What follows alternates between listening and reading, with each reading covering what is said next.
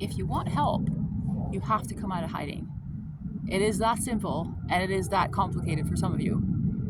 So, if you're lurking and you're hoping for the perfect article or the perfect video that's going to exactly explain everything you're going through and give you all the answers, you're going to be looking for a long time. This is one of I think, the biggest problems that I see. People are just afraid to open up about what they're dealing with. And sometimes this is because there's trauma there. Lots of experiences of like opening up gets you shamed, gets you humiliated, gets you punished.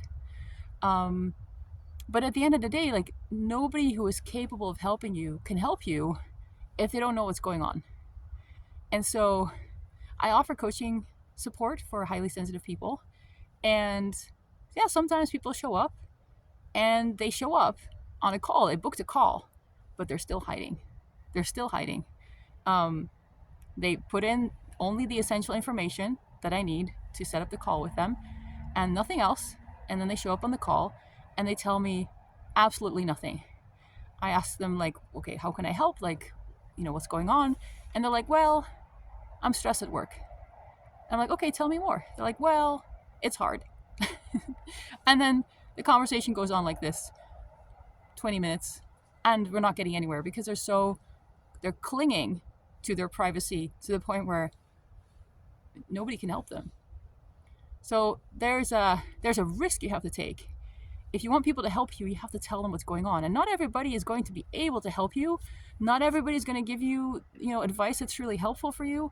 But you have to take that risk because otherwise you're just going to get blanket answers, nothing specific. The way that, you're giving them blanket answers and nothing specific, then that's what you get back.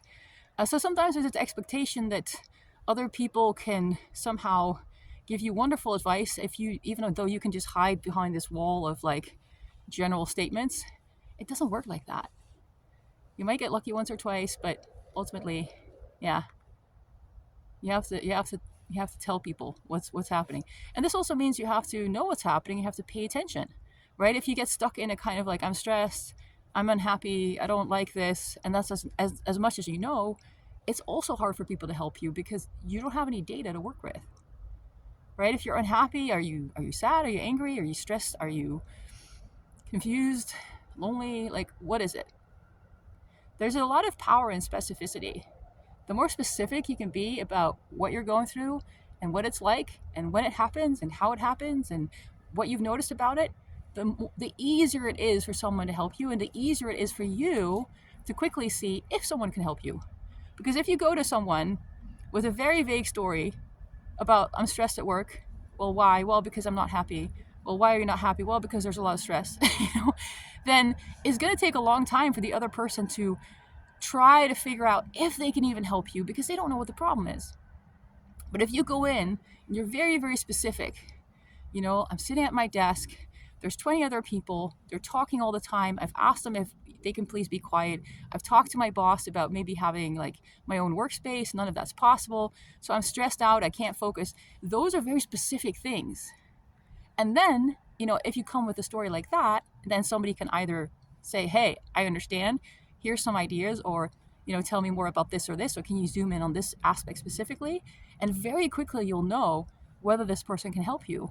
And the person trying to help you will also quickly know if they can help you because you're being super specific, right? So even if you open up, you're being specific, you're telling someone what's going on, and then at the end of that, they cannot help you, at least it only takes one session to figure that out.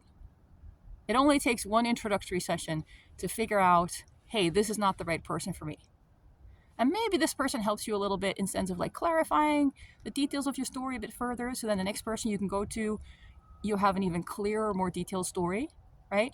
But that is super, super important. If you don't want to cross that line, if you don't want to like share anything about your life and what's really going on, then there's no point trying to get help.